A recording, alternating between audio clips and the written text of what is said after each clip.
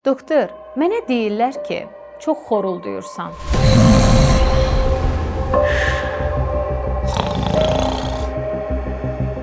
Amma mən bunu hiss eləmirəm.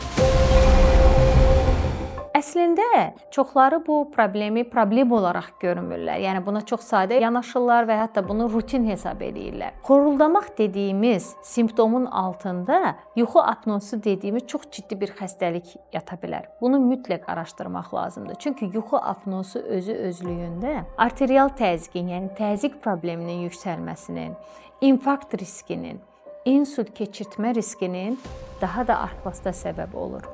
Xoruldayan şəxslər özləri bunu hiss etməsələr belə, günü çox vaxtı yuxulu keçirdirlər.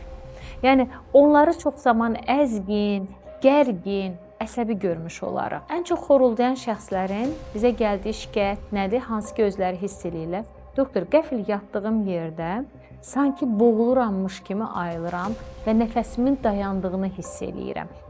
Bu nə ilə bağlı ola bilər? Və araşdırdığımızda görürük ki, bu xəstələr həqiqətən də yuxu apnosu dediyimiz xəstəlikdən əziyyət çəkirlər. Xoruldamaq problemi olan şəxslər, əgər altda yuxu apnosu sindromu dediyimiz xəstəlik varsa, özü özlüyündə həm də depressiyalara çox meyilli olurlar. Bu şəxslər özlərini daha az xoşbəxt hiss edirlər. Əslində bunun onların sahib olduqları ilə əlaqəsi olmur. Sadəcə doğru, düzgün yuxu balansı olmadığı üçün, toxumalar yaxşı qidalanmadığı üçün və günlük rutinlərində özlərini daha yuxulu, əzgin hiss elədikləri üçün həyatlarında ola biləcək gözəl şeylərə də fikirlərini yönləndirə bilmirlər.